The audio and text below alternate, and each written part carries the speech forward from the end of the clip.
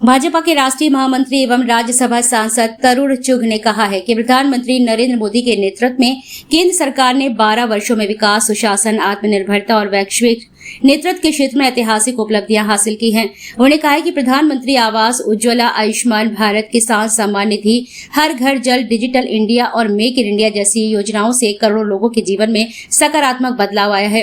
उन्होंने कहा कि भारत आज विश्व की प्रमुख अर्थव्यवस्थाओं में शामिल है और राष्ट्रीय सुरक्षा, आधारभूत संरचना और आत्मनिर्भरता के क्षेत्र में तेजी से आगे बढ़ रहा है।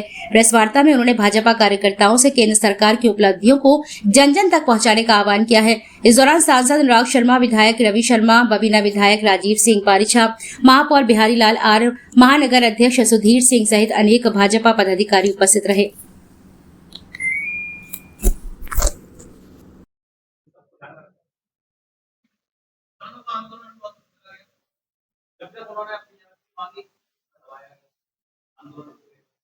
दूसरा 2022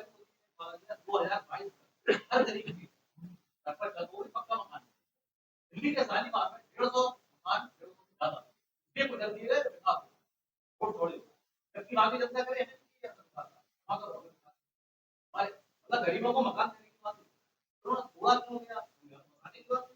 आप कितने मकानों की बात कर रहे हैं? हाँ, नया मकान देना थे मकान 2022 तक सभी के सब होने के नहीं हो जाए ऐसा है कि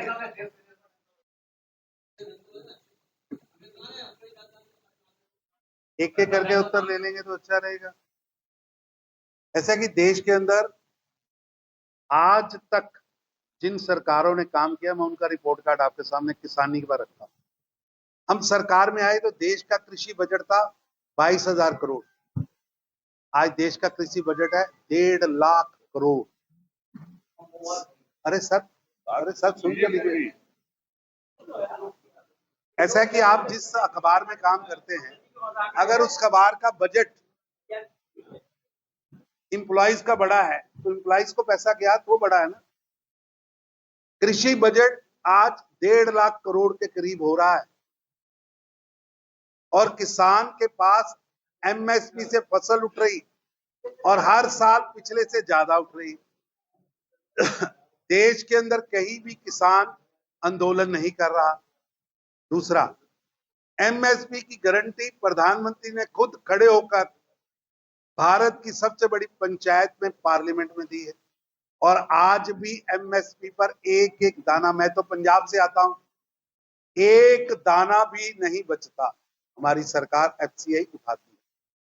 सबसे ज्यादा धान वहीं, सबसे यहां गेहूं वहीं।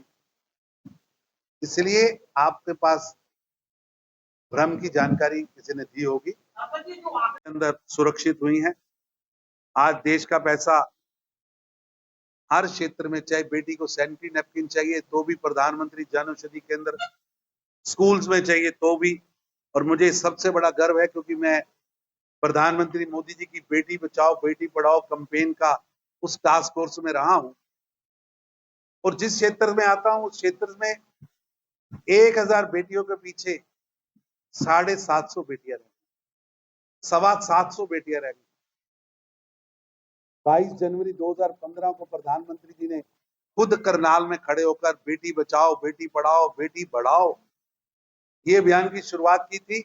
और आज मुझे गर्व है जहां 750 750 थी, आज वही रेशो 918 929 तक पहुंची है। यानी 1000 बेटों पर जहां 750 बेटियां थी, आज वो 928 तक पहुंची हैं। ये प्रधानमंत्री मोदी जी के द्वारा किया गया एक बहुत बड़ा सामाजिक कार्य है कि लोगों को जागृत करना कि बेटियों का कत्ल मत करें, खापों को जागृत करना, समाज को जागृत करना कि बेटी बोझ नहीं है, बेटी तरक्की की रेखा है। और बेटी को आगे बढ़ाने के लिए आज भारत की बेटी सीमा सुरक्षा बलों में बॉर्डर पर खड़ी। आज भारत की बेटी कमीशन होकर ऑफिसर बन रही। आप कभी जाइए, मैं तो बॉर्डर से आता हूं, अमृतसर से आता हूं। आज जब बाघा बॉर्डर जाते हैं तो भारत की बेटी AK-47 लेकर सीमा पर खड़ी है। ये महिला सशक्तिकरण का बहुत बड़ा उदाहरण है। प्रधानमंत्री मोदी जी ने जहां बेटियों को जॉब्स में, आर्मी में, सुरक्षा बलों में आगे करने का काम किया, वहीं देश की बेटी पंचायत से लेकर भारत की सबसे बड़ी पंचायत यानी संसद तक 33% रिजर्वेशन हो, उसके लिए नारी वंदन योजना लेके आए। ऐसा है कि आप इसको इस ढंग से देखिए कि ममता बनर्जी किस तरह बंगाल के अंदर तानाशाही की कुंठा से भरी हुई जिहादी मानसिकता पर काम करने वाली सरकार चला रही है। जिस सरकार के अंदर मां, मानुस और माटी तीनों ही कहार रहे थे।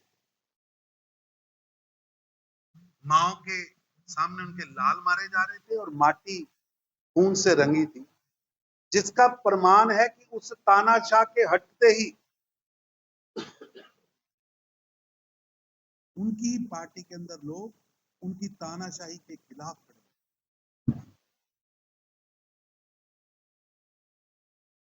और जिहादी मानसिकता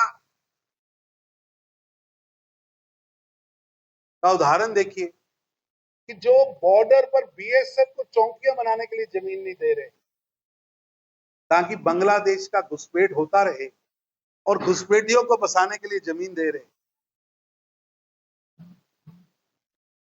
कितना देशद्रोहपूर्ण ये कार्य होगा।